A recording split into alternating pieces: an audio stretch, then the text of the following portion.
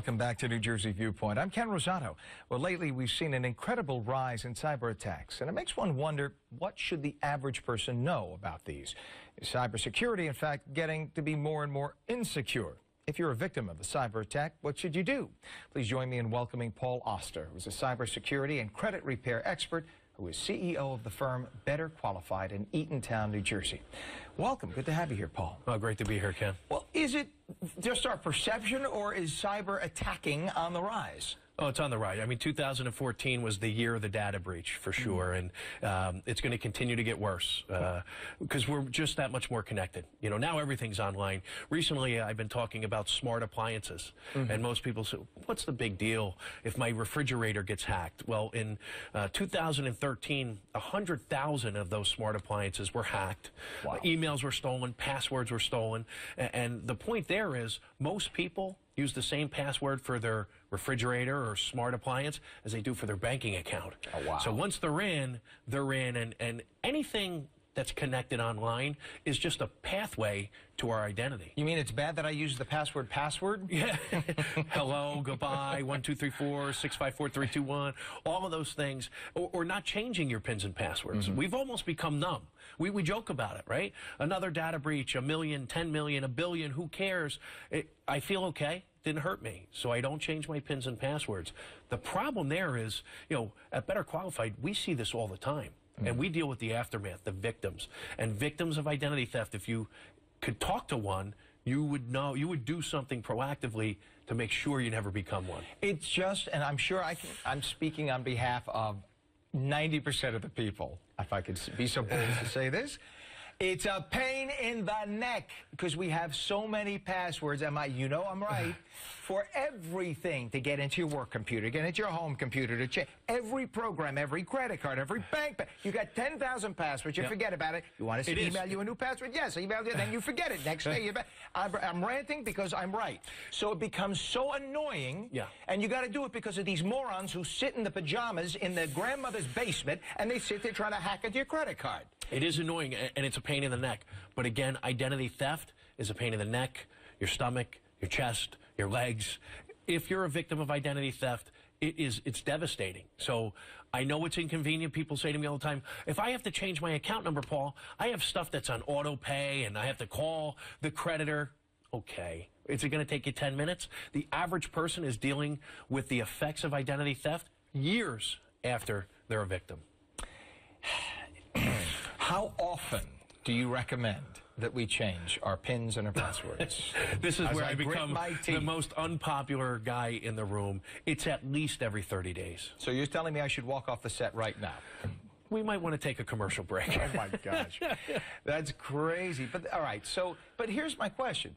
If it's so darn easy for these hackers to hack in, then what really are you telling? Then if they could hack into my current password, then what is changing it going to do? If they can hack into this, why can't they hack into the next one? That's great. The perception is that it is easy. So the data breaches happen.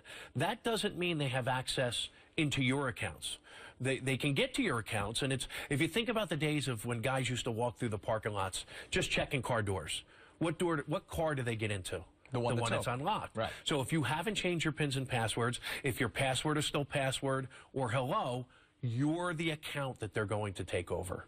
So they have the sophisticated softwares that run these algorithms to try and figure out, even if you have a difficult password.